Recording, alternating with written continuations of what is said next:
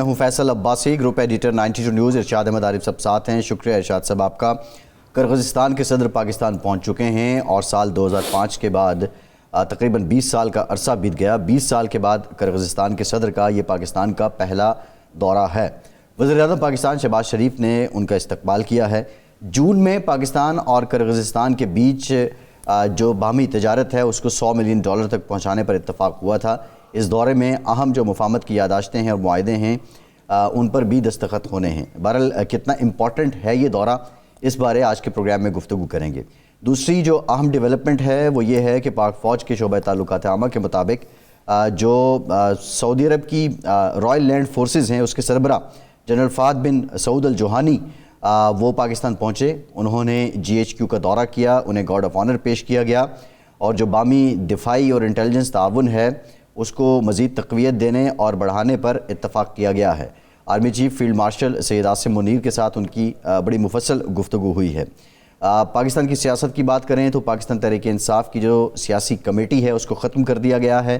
اب جو اختیارات ہیں وہ سلمان اکرم راجہ کے پاس ہیں، وہ نئے ممبران پر مشتمل کمیٹی تشکیل دیں گے، لیکن ساتھ ہی ساتھ جو پاکستان تحریک انصاف کے دیرینہ کارکن اور رہنما ہیں ان کے اس پہ ریزرویشن بھی ہیں۔ بہرحال ایک ٹیکنوکریٹ ورسز دیرینہ کارکن، یہ ایک اختلاف سامنے آ رہا ہے۔ اس فیصلے کا پاکستان تحریک انصاف کو ان حالات میں فائدہ کیا ہونا ہے، یہ ایک بنیادی نقطہ ہے۔ دوسری جانب جو نیشنل سیکیورٹی ورکشاپ تھی اس میں شرکت کرنے والے پاکستان تحریک انصاف کے ممبران اسمبلی اب اپنی صفائیاں دے رہے ہیں، وضاحتیں پیش کر رہے ہیں اور ان کی جانب سے یہ کہا جا رہا ہے کہ یہ فیصلہ اور یہ نامزدگیاں پارلیمانی پارٹی کی طرف سے تھیں اور اس کے بعد انہوں نے NSW میں شرکت کی ہے۔ افسوسناک واقعہ ڈیرہ اسماعیل خان میں پیش آیا، دھماکہ ہوا، 3 پولیس اہلکار شہید ہوئے۔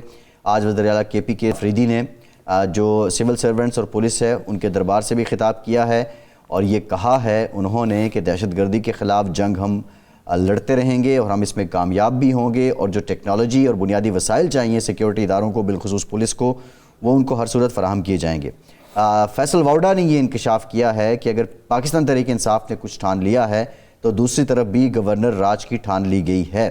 کیا گورنر راج KPK میں واقعتاً ایک اپروچ ہے یا it depends upon the conduct of CM of KPK؟ ان تمام معاملات پہ بات کریں گے۔ ہمیں پاکستان مسلم لیگ نون کے سینئر رہنما اور سابق وفاقی وزیر خرم دستگیر صاحب جوائن کر رہے ہیں۔ خرم صاحب بہت شکریہ آپ کا، آپ کی طرف آئیں گے۔ ارشاد صاحب، جو ایک تو کرغزستان کے صدر پاکستان میں ہیں، دوسرا جو GHQ میں ملاقات ہوئی ہے ڈیفینیٹلی انتہائی اہم ہے۔ یہ دونوں پیش رفت آپ اس کو کس طرح دیکھ رہے ہیں اور آپ کیا سمجھتے ہیں کہ جو ڈیفنس پیکٹ ہے سعودی عرب اور پاکستان کا، اس کے بعد یہ ملاقات، اس کی اہمیت کیا ہے؟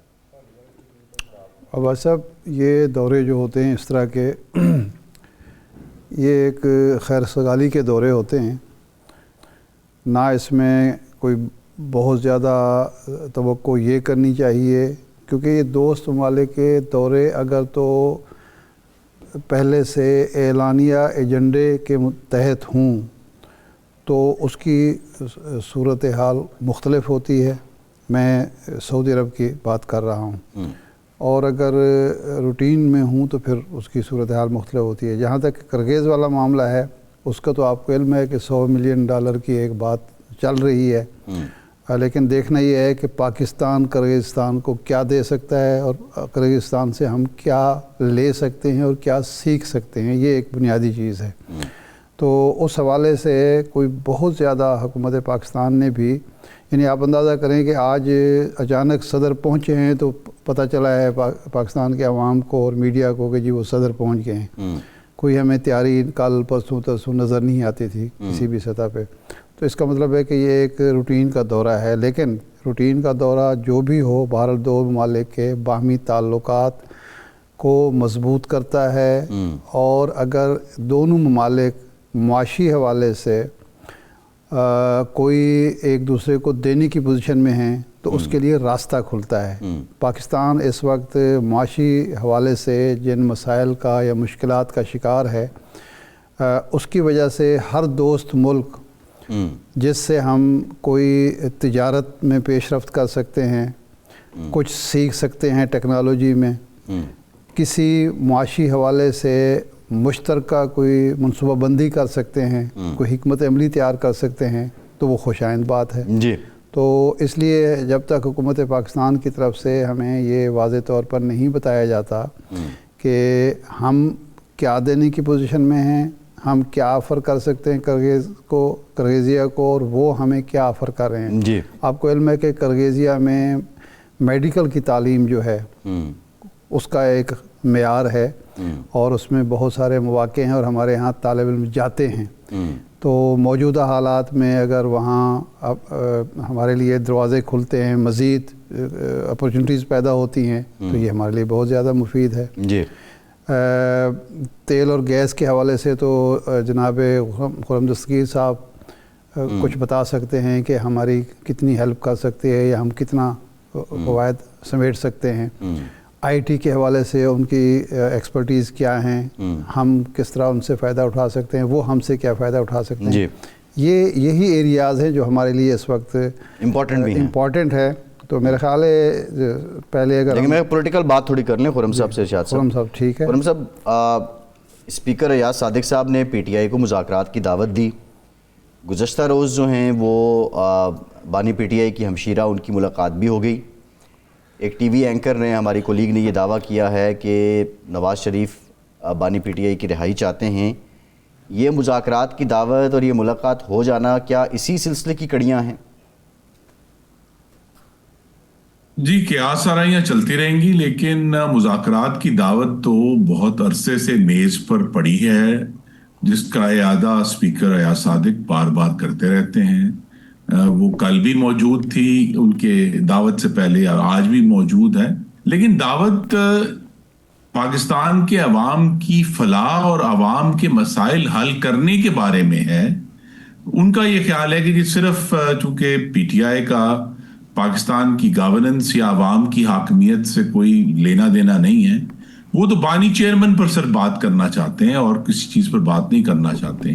اسی لیے انہوں نے بہت سارے مواقع جو ہیں ضائع کیے ہیں, ترامیم سے پہلے بھی, ڈسکشن میں بھی, کہ بہت سارے ایشوز جہاں انہیں ریلیف مل بھی سکتا تھا, انہوں نے وہ موقع ضائع کیا جو ان کی ایک صرف ون نوٹ گردان ہے اپنے بانی چیئرمین کے بارے میں.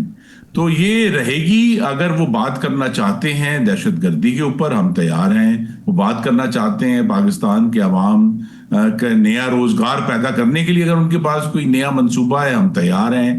اگر وہ بات کرنا چاہتے ہیں کہ ہمیں کس طرح اگلے انتخابات کو بہتر بنانا ہے اور اس کو اور پروسیجر کو سمپلیفائی کرنا ہے یا اس کو ٹائٹ کرنا ہے, اس کے لیے بھی ہم تیار ہیں. لیکن گورننس میں ان کا انٹرسٹ نہیں ہے. ان کا انٹرسٹ صرف اپنے جو بالکل ایک شارٹ ٹرم سیاسی فائدہ ہے اور خود غرض اقتدار کی جو ہوس ہے اس پہ محدود ہے.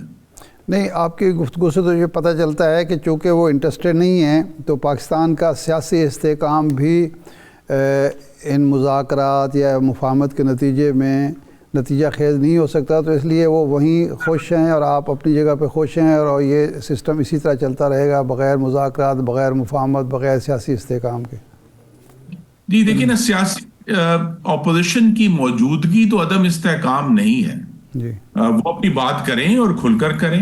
ان کے پاس موقع تھا کہ وہ سینٹ میں اور قومی اسمبلی میں, ویسے 27ویں ترمیم تھی, وہ کھل کر بات کرتے, اپنی طویل گفتگو کرتے, بتاتے ہمیں کہ وہ کیوں سمجھتے ہیں کہ یہ جو ترامیم تھی ان کی نظر میں غلط ہیں.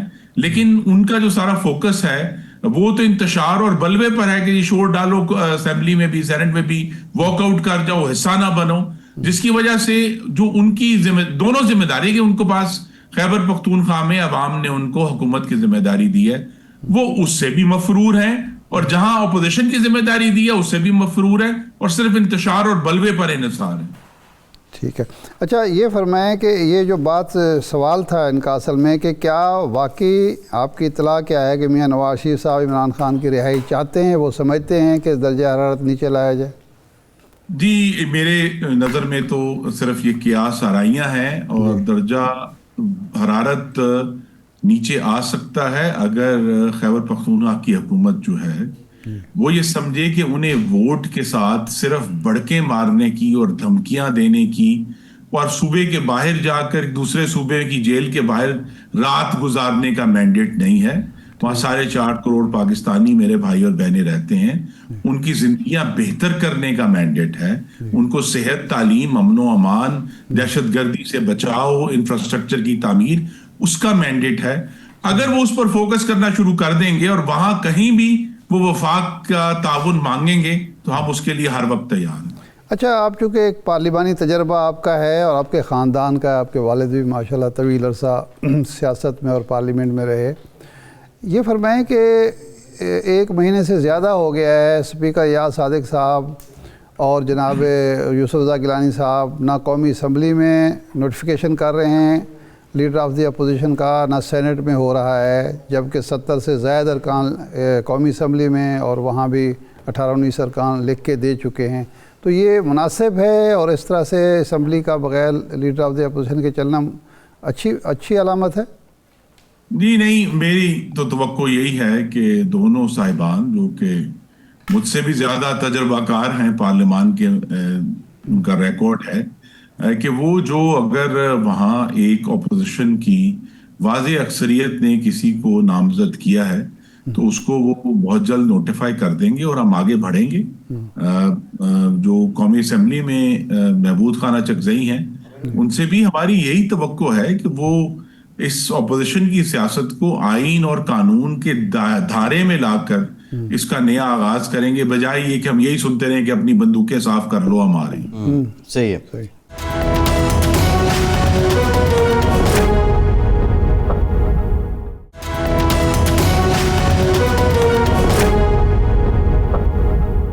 خرم صاحب، کے پی کے میں کیا گورنر راج کی ضرورت ہے جو اس وقت حالات ہیں؟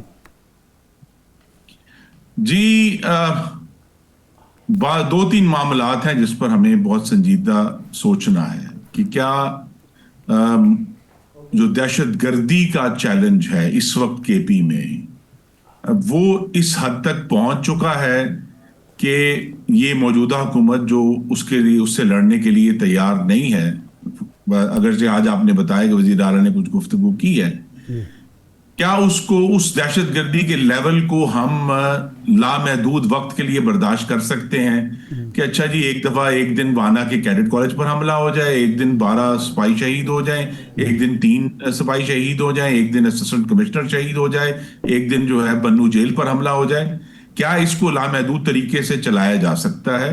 تو اگر تو یہی ڈسکشن مین ہونی ہے کہ اگر تو خیبر پختونخوا کی حکومت جو ہے وہ اپنی ذمہ داری کو سمجھے کہ ان کو ووٹوں کے ساتھ اس صوبے میں رہنے والوں کی زندگی کے تحفظ کی ذمہ داری بھی ملی ہے اور وہ دہشت گردی میں پوری طرح تعاون کریں، تو میں نہیں سمجھتا کہ کوئی گورنر راج کی ضرورت ہے. لیکن اگر وہ اسی طرح رکاوٹیں ڈالتے جائیں گے آپریشن میں، اور مثلا انہوں نے جرگہ کیا تھا، میں ایک سٹیپ یہ ہے کہ اسی طرح کے جرگے کے ذریعے جو 12 اضلاع اس وقت جو سرحدی اضلاع ہیں ان کے کنٹرول میں نہیں ہیں، وہ پورے ملک کو دکھائیں کہ ہم جرگے کے ذریعے ایک ضلع ہم نے آزاد کرا لیا دہشت گردوں کی عملداری سے.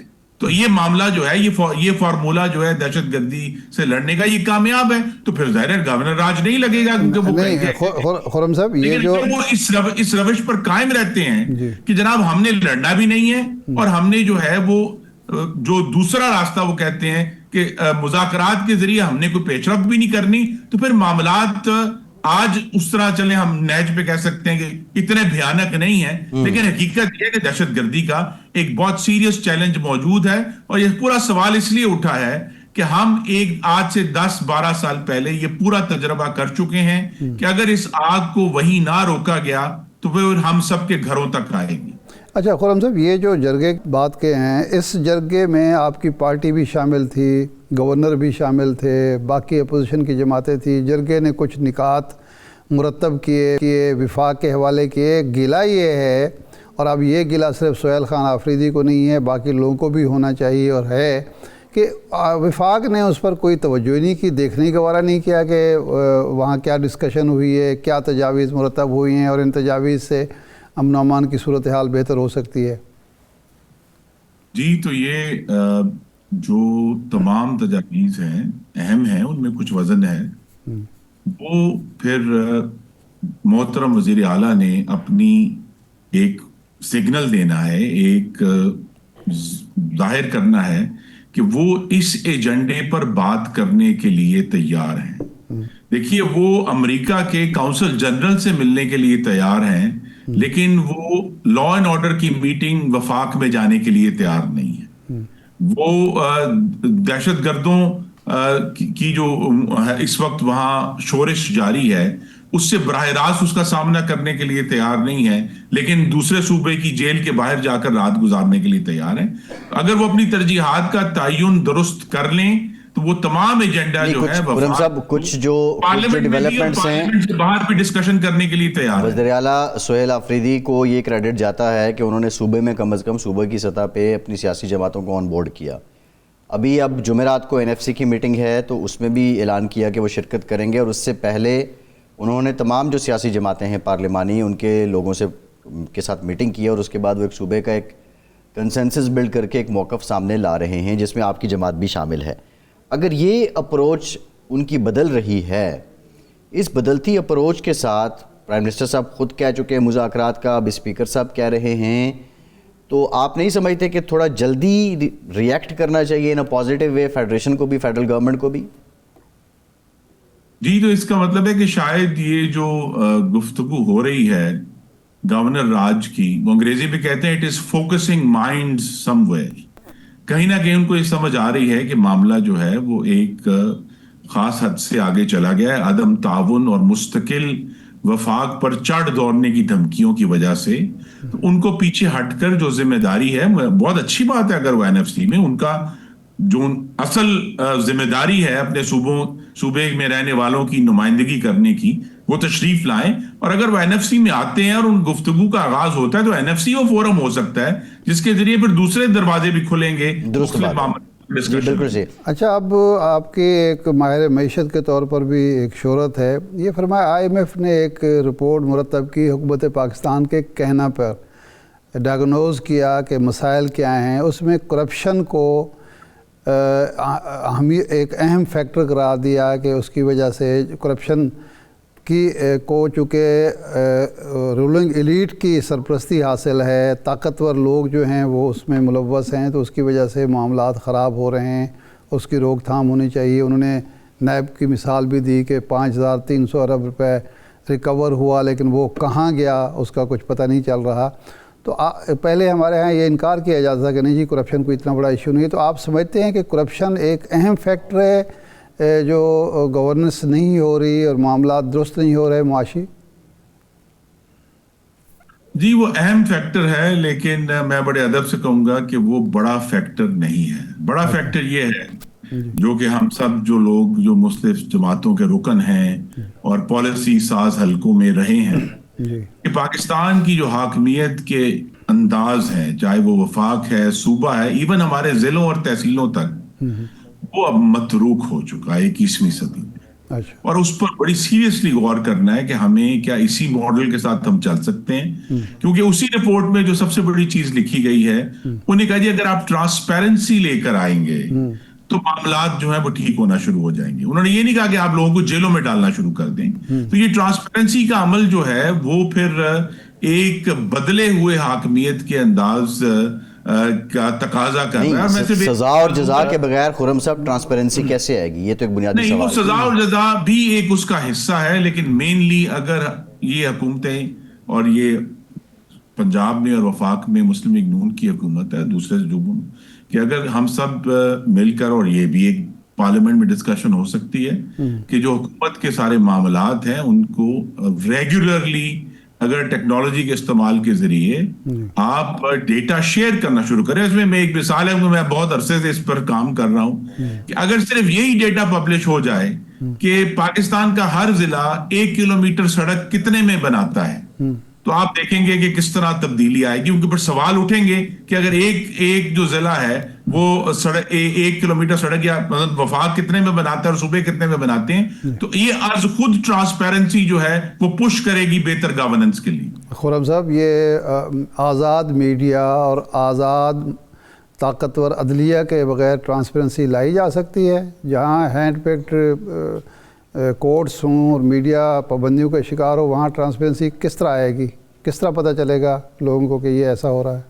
جی دیکھیے، گورننس کے معاملات میں کوئی قدغن نہیں ہے. میڈیا پہ اگر کئی کوئی ریسٹرکشنز ہیں وہ یہی ہیں کہ لوگوں کی ذاتی زندگیاں اور ریاست کا جو تمسخر ہے وہ نہ اڑایا جائے. ادروائز آپ کو معلوم ہے آئی ایم ایف کی رپورٹ آئی ہے اور سب نے بہت اس کو جلی ہیڈ لائنز کے ساتھ چھاپا ہے اور اس کے اوپر انالیسز ہو رہے ہیں. اس طرح گورننس ریلیٹڈ کوئی بھی جو ایشوز ہیں یا اسٹیٹسٹکس ہیں اس کے اوپر کوئی قدغن نہیں, اس پر کھل کر بات ہو بھی رہی ہے اور ہونی بھی چاہیے مزید. صحیح ہے. اچھا, پی آئی اے کی نجکاری بارے آج پرائم منسٹر صاحب نے یہ اعلان کیا ہے کہ 23 دسمبر کو یہ نجکاری ہو رہی ہے اور اس کو ٹی وی پہ براہ راست دکھایا جائے گا. تو آپ جس تناظر میں بات کر رہے ہیں یہ بھی اسی سلسلے کی کڑی لگتی ہے. ایک سوچ یہ بھی موجود تھی سال ڈیڑھ پہلے کہ پی آئی اے کو اتنا اس کی شکل بنا لی جائے کہ خریدنے والے کو اس میں کوئی وہ لوکریٹو لگے. تو پی آئی اے کیا اب اس نہج پہ آ گیا ہے کہ نجکاری کے لیے بالخصوص بین الاقوامی جو بڈرز ہیں وہ انٹرسٹ شو کریں گے؟ جی, کوشش ہمیں یہی کرنی ہے اور یہ بہت واضح ہے. مجھے اس پہ ایک تلخ حقیقت ہے کہ پاکستان کے ریاستی نظام میں وہ مہارت موجود نہیں ہے, پروفیشنل مہارت جس کے ذریعے ہم ایسٹس کی کریکٹ ویلیویشن کر کے انہیں دنیا تک لے جا سکیں. اسی لیے ہمیں بار بار جو ہیں وہ بین الاقوامی جو فرمز ہیں وہ ہم ہائر کرتے ہیں, اور اس کی ایک وجہ یہ بھی ہے کہ بین الاقوامی فرمز جو ہیں اکاؤنٹنگ کی ان کی ایک بین الاقوامی ساکھ بھی موجود ہے اور ان کے نمبرز پر اعتبار ہے.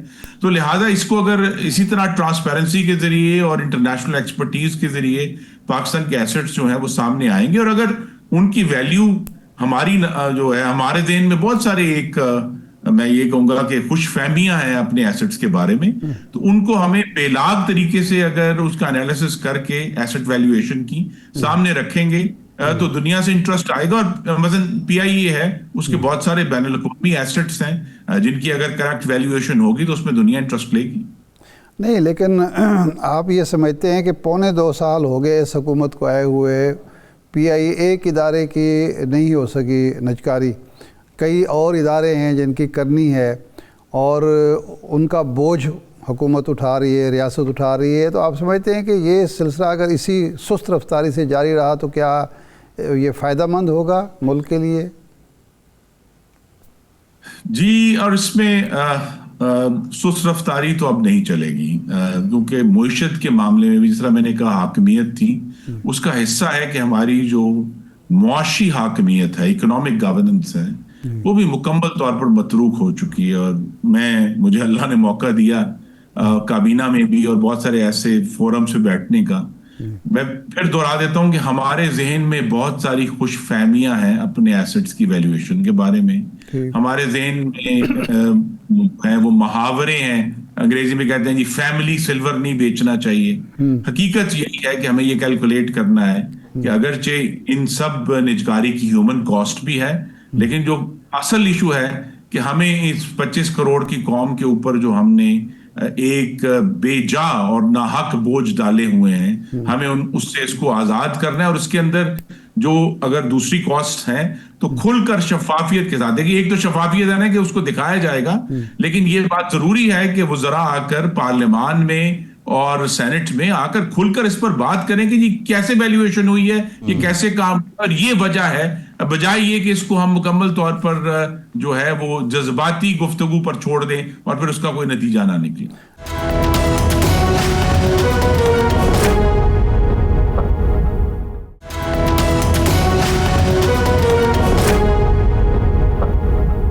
دیکھنا یہ پی آئی اے کی نجکاری میں پتہ یہ چلا کہ ہماری جذباتی اپروچ ہے یا ایک خواب ہم دیکھتے ہیں کہ یہ ہم نے کہا 84 ارب اور اگلوں نے 10 ارب روپے کی وہ بیڈنگ دی, تو یہ کیوں ہے اور کب ختم ہوگی؟ ہم تیل اور گیس کے حوالے سے ہو, معدنیات کے حوالے سے ہو, اپنے جو ایسٹس ہیں, ادارے ہیں جن کو ہم نے نجکاری, ہمیشہ خوش فہمی کا شکار رہتے ہیں اور ہمیشہ اوور ویلیو ان کو کرتے ہیں. تو یہ کب ختم ہوگی, کیوں ہے, کیوں, وجہ کیا ہے اس سوچ کی؟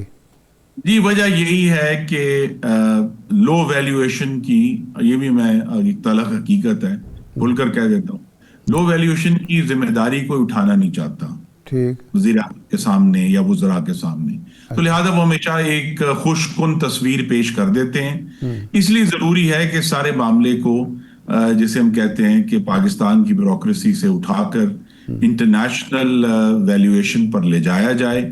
और इस तरह मैंने कहा, इसको एक्सप्लेन करना है कि हम जिस खुशफहमियों का शिकार हैं, दुनिया उस नजर से पाकिस्तान को नहीं देखती, और अगर हमें आगे बढ़ना है तो हमें ये नुकसानात जो हमारे जहन में एक खुशकुन तस्वीर है, नुकसान बर्दाश्त कर कर ये सोच जानते बूझते हुए कि अगरचे हमारे ख्वाब जो हैं वो बिखरेंगे, लेकिन पाकिस्तान के हक में ये है कि ये काम करके हम आगे बढ़ें ताकि अपनी अगली नस्ल के लिए नया रोजगार पैदा कर सकें। जी ठीक। अब आखिर में मेरा ख्याल किर्गिज़िया के सदर हमारे यहाँ तशरीफ लाए हैं, तो इसके बारे में कुछ हमें ब्रीफ करें।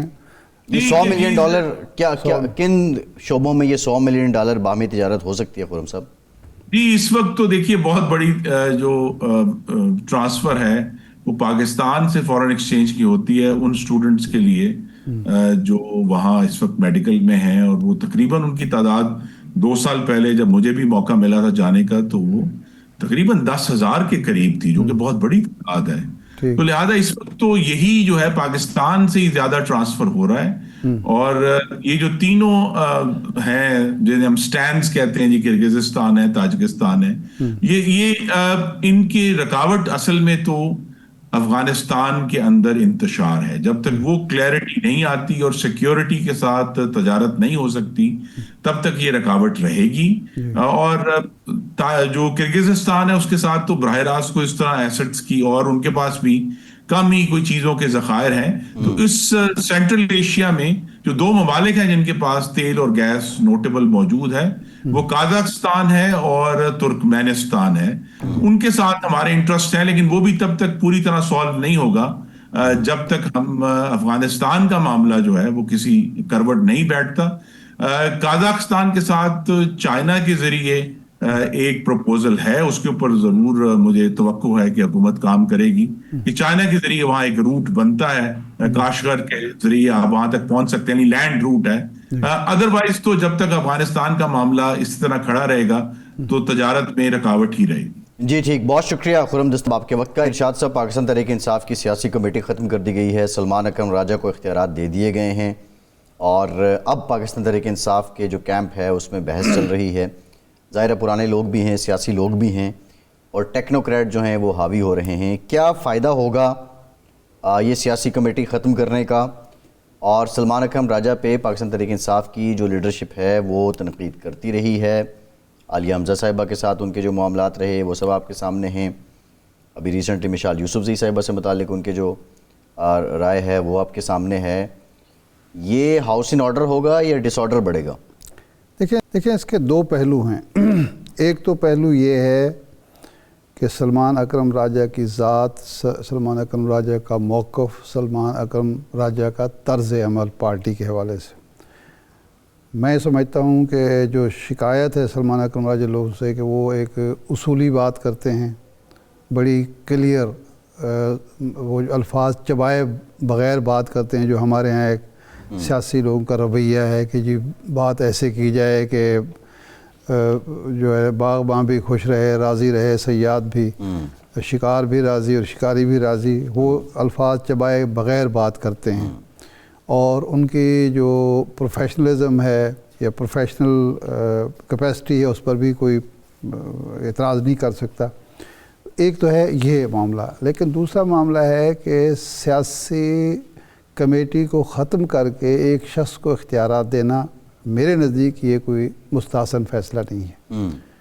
देखिए, मुशावरत जितना ज़्यादा लोगों से होगी, बहुत ज़्यादा लोगों से कहा गया है कि आप कमेटी बनाएं जी। अब वो अपनी मर्ज़ी से कमेटी ज़ाहिर बनाएंगे। पहले जो कमेटी बनी थी वो भी, इसका मतलब है कि पहले जो कमेटी बनाई गई थी वो सोच समझ कर नहीं बनाई गई थी। हाँ, ये हुआ है कि कुछ लोग उस कमेटी से अब जिनको सज़ाएँ हो गई, जो लोग मंजर आम पर नहीं है, वो उनकी इनपुट शामिल नहीं है। आप सियासी कमेटी बरकरार रखते हुए उसमें कुछ लोगों का इजाफा कर सकते हैं। जब आप उस सियासी कमेटी को तोड़ते हैं तो बहुत सारे लोगों की हौसला शिकनी होती है, और फिर ये सवाल उठता है कि क्या फ़र्द वाहिद जो है वो जो सियासी कमेटी बनाएगा वो किस कदर इत्मीनान बख्श होगी, किस कदर ज़हीन लोगों पर मुश्तमिल होगी, किस कदर उसूल पसंद लोगों पर मुश्तमिल होगी, किस कदर ऐसे लोग होंगे जो पार्टी की जो नैरेटिव है, उस बयानिया है, उसका बोझ उठा सकें। پھر سوالات تو ہوں گے نا جی. تو اس لیے میرا خیال ہے کہ مشاورت کا دائرہ وسیع ہونا چاہیے، تنگ نہیں ہونا چاہیے. اور سیاستدان جیسے بھی ہوں، جو بھی ہوں، وہ اپنے تجربات کی بنیاد پر ٹیکنوکریٹ سے بہتر ہوتے ہیں. پاکستان میں ایک بیماری ایک طویل عرصے تک رہی ہے، اب تو خیر وہ جو تھا تھوڑا سا بخار اترا ہے، کبھی کبھی بات پھر بھی ہو جاتی ہے کہ ٹیکنوکریٹ جو جتنا نقصان اس ملک کو ٹیکنوکریٹس نے پہنچایا ہے، میں نہیں سمجھتا کہ سیاستدان نے. بیرسٹر گوہر صاحب کا سٹیٹس کیا ہے؟ نہیں، وہ تو ظاہر سیاستدان ہے نا، وہ کوئی ٹیکنوکریٹ تو نہیں ہے. نہیں، بطور چیئرمین پی ٹی چیئرمین تو ہیں، وہ چیئرمینی سے تو نہیں ہٹایا گیا. میں یہ نہیں بات کر رہا کہ وہ ٹیکنوکریٹ ہیں یا سیاستدان ہیں. بطور چیئرمین پی ٹی آئی وہ تو ہیں، ان کو تو نہیں ہٹایا گیا نا. نہیں، یہ اختیار تو ان کو بھی دیا جا سکتا تھا کہ بیرسٹر جو چیئرمین ہیں وہ جا کے یہ فیصلہ کریں. سیکریٹری جنرل جس کے بارے میں یہ کہا جاتا ہے کہ پی ٹی آئی کا آئین بھی آئین کی برخلاف آیا. یہ نظم و ضبط کے معاملات ہوتے ہیں، یہ چیزیں ہوتی ہیں، ٹیکنیکل ہمیشہ سیکریٹری جنرل ہی کرتا ہے. یہ کوئی نئی بات نہیں ہے. لیکن میرا اعتراض جو اس بات پہ ہے کہ آپ ایک کمیٹی ختم کرتے ہیں اور عدم اعتماد کرتے ہیں تو اس کی یا تو وجوہات سامنے لائیں تاکہ لوگوں کو پتہ چلے. میں جو بات کر رہا تھا ٹیکنوکریٹ کی کہ سیاستدان جیسے بھی ہیں انہوں نے ملک کے لیے کیا کیا، اپنی تمام تر غلطیوں کے باوجود، کمزوریوں کے باوجود. ٹیکنوکریٹ کا ایک تو کوئی حساب نہیں ہے. نہیں، ٹیکنوکریٹ کا ایک جو سب سے بڑا نقصان ہے وہ بے پیندے کے لوٹے ہوتے ہیں. وہ ہر حکومت میں فٹ ہو جاتے ہیں. سوشلسٹ حکومت ہے تو وہ سوشلسٹ بن جاتے ہیں. یعنی ذوالفقار علی بھٹو کے ساتھ جو تھے وہ سوشلسٹ تھے، ضیاء الحق کے ساتھ وہ شامل ہو گئے جناب، وہ رائٹسٹ بن گئے، رائٹسٹ اور بڑے نمازی پرہیزگار مسلمان بن گئے. وہ نواز شریف کے ساتھ بھی فٹ ہو جاتے ہیں، عمران خان کے ساتھ بھی فٹ ہو جاتے ہیں، زرداری کے ساتھ بھی. کوئی دین ایمان نہیں ہوتا. وقت کے ساتھ ساتھ ان کے رائے بھی بدلتی رہتی ہے. ایک دن وہ کچھ کہہ رہے ہوتے ہیں کہ جی یہ فلاں سسٹم جو ہے بڑا وہ ہے، اور اگلی دفعہ بالکل اس کے برعکس وہ رائے دے رہے ہوتے ہیں. پھر دوسرا ان کا سٹیک نہیں ہوتا. زیادہ تر تو ماشاءاللہ ہمارے ٹیکنوکریٹ جو ہیں وہ پاکستان میں رہنا بھی پسند نہیں کرتے. ان کے اپنے ٹارگیٹس اینڈ آبجیکٹیوز وہ ہوتے ہیں، کرتے ہیں، اور اس کے بعد کوئی امریکہ، کوئی کینیڈا، کوئی یورپ، کوئی کہیں جا کے بیٹھا ہوتا ہے. ان کو جہاں سے بھی اچھے آفر ہوتی ہے وہ چلے جاتے ہیں آرام سے. جو یہاں بھی میں سلمان اکرم راجہ کی ذات نہیں ہے، وہ میں نہیں ٹارگیٹ کر رہا، یا ان کا ایسا مسئلہ نہیں ہے. وہ پاکستان میں رہے ہیں، پاکستان میں رہیں گے. لیکن اوور آل جو ٹیکنوکریٹس کے بارے میں کہا جاتا ہے نا، جس آدمی کا اس ملک کے ساتھ، اس زمین کے ساتھ، اس دھرتی کے ساتھ مفاد نہیں جڑا ہوا اور وہ اپنے آپ کو بالاتر اس سے سمجھتا ہے، اس کو، یعنی ہمارے ہاں کئی لوگ ہیں، یہ جو تھے حفیظ شیخ وزیر خزانہ بنتے ہیں، آتے ہیں، جس دن ختم ہوتی ہے دوسرے دن پتہ چلتا ہے کہ جناب ملک سے بات. شوکت عزیز صاحب سے بڑی مثال کیا ہوگی؟ نہیں، اور بہت وزیر اعظم اس ملک کا اس کے بعد میرے خیال آئے نہیں ہے شاید. اب خدا کے بندے اس ملک میں رہو تو صحیح نا. نہیں رہنا تو کیا، اس کے بعد شاید آئے بھی نہیں. صاحب آئے جس دن جناب وزارت عظمیٰ ختم ہوئی، تیسرے دن پتہ چلا بریف کیس اٹھایا چلے گئے. بہت ساری مثالیں یہاں موجود ہیں. تو اس لیے خان صاحب کو بھی اور پی ٹی آئی کو یہ سوچنا چاہیے کہ ٹیکنوکریٹس جو ہیں وہ صرف مشاورت کی حد تک مناسب ہیں. سیاسی پارٹی کو سیاستدان ہی چلا سکتے ہیں. صحیح ہے.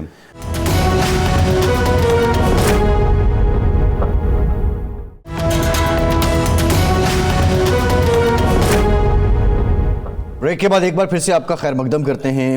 ارشاد صاحب، این ایف سی کے بارے میں دو جو آ رہا ہیں وہ بڑی غالب ہیں.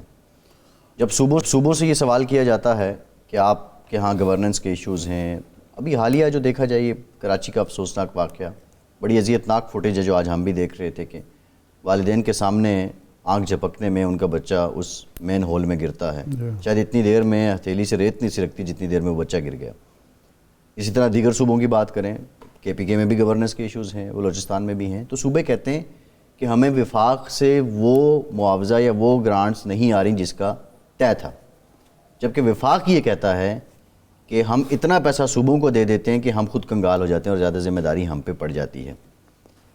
اب کے پی کے کا ایک اپنا کلیم ہے، وہ کہتے ہیں جو ضم شدہ اضلاع ہیں اس کی مد میں جو ہمارا حصہ بڑھنا تھا وہ نہیں بڑھا ہے، اس لیے وہاں پہ ان کا ایک جو حکومتی مشینری اور اسٹرکچر وغیرہ بلڈ نہیں ہو سکا ہے۔ این ایف سی جو کل ممکنہ طور پہ ظاہر ہے میٹنگ ہونی ہے، پھر سی سی آئی کے بھی معاملات چلنے ہیں، یہ صرف ڈیبیٹ رہے گی، پوائنٹ سکورنگ رہے گی، یا کوئی سنجیدہ اپروچ کے ساتھ کوئی اس کا کنکریٹ ایک حل یا فارمولہ ترتیب دیا جائے گا؟ عباس صاحب، سوال یہ ہے کہ 18ویں ترمیم سے پہلے صوبے بہت اچھے چل رہے تھے یا وفاق بہت اچھا چل رہا تھا؟ بنیادی اپروچ ہی غلط ہے۔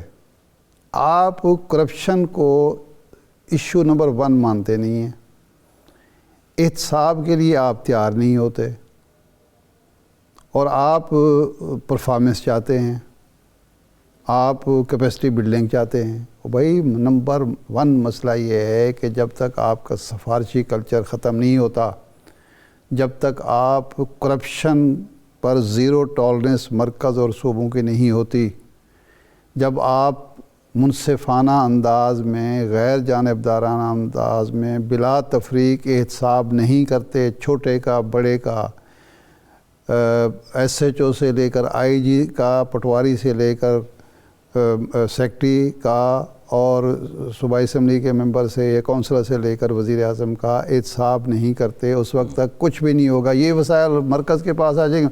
مرکز نے کون سے گول کھلائے ہیں جی؟ جب 2010 سے پہلے بھی تو یہ سارے اخراجات تھے نا، یہ سارے محکمے مرکز کے پاس تھے، سارے وسائل بھی مرکز کے پاس تھے، اور اخراجات بھی تھے، تو اس وقت بھی قرضوں کی معیشت تھی۔ این ایف سی کے تو احتساب کا کوئی طریقہ ہی نہیں ہے ارشاد صاحب۔ نہیں، اور کون سے احتساب کا طریقہ ہے؟ ایک آپ نے ادارہ بنایا، میاں نواز شریف صاحب جس پر فخر کرتے تھے کہ میں نے نیب کا ادارہ بنایا ہے، وہ نیب کا ادارہ پہلے دن سے ہی استعمال ہوا سیاسی مخالفین کے بازو مروڑنے کے لیے۔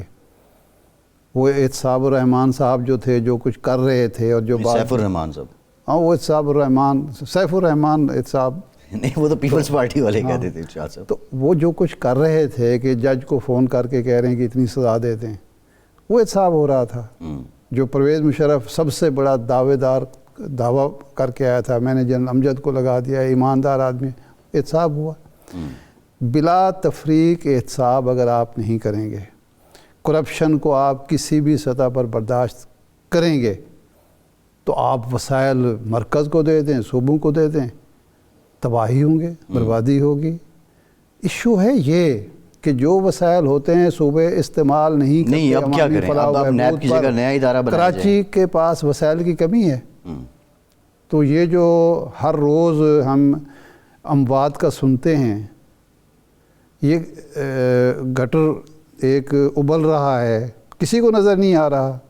اس کے لیے آپ نے میونسپل کمیٹی کے الگ ملازمین ہیں، اور باقی جو ادارے ہیں شہری، افسوس کی بات یہ ہے کہ واٹر بورڈ کے پاس اس علاقے کی ڈرائنگ ہی نہیں ہے کہ یہ مین ہول کدھر جا رہا ہے۔ یہ جو تجاوزات ہیں، یہ راتوں رات خود بخود قائم ہو جاتی ہیں، اور وہ لوگ تجاوزات قائم کرنے والے جو ہیں وہ چھومنتر ہو جاتے ہیں۔ سب کو پتہ ہوتا ہے، سب ملی بھگت سے ہو رہا ہوتا ہے۔ تو اس لیے این ایف سی ایوارڈ میں رد و بدل اگر ضروری ہے، قومی ضرورت ہے، ضرور کریں، لیکن یہ توقع نہ کریں کہ اس کے بعد جو ہے دودھ شہد کی نہریں بہنا شروع ہو جائیں گی، کیونکہ سب سے بڑا مسئلہ ایشو یہاں پاکستان اس وقت برباد ہونا شروع ہوا، ایک ہم اس طرح جا رہے تھے جب آپ نے یہ MNAs MPAs کو فنڈ دینا شروع کیے۔ 1985 تک ہم یوں جا رہے تھے، ایسا ہی تھا۔ درمیان میں ایک دور آیا، جناب بھٹو صاحب نے جو لگایا، بریک لگایا، تو اس میں بھی تو کرپشن انوالو تھی نا، کہ انہوں نے جب نجکاری کی، اور نجکاری کرنے کے بعد اپنے ناتجربہ کار سیاسی کارکنوں کے حوالے انڈسٹری کی، تو اس کے بعد وہ کرپشن کا دروازہ کھلا، ترقیاتی فنڈز ان کے تھرو خرچ ہونا شروع ہوئے۔ وہ جو آپ نے پیپلز ورکس پروگرام تھا، اور وہ اس کی نگرانی کے لیے جو آپ نے کمیٹیاں بنائیں اور اس میں سیاسی ورکر کو رکھا، تو وہاں سے کرپشن کا آغاز ہوا۔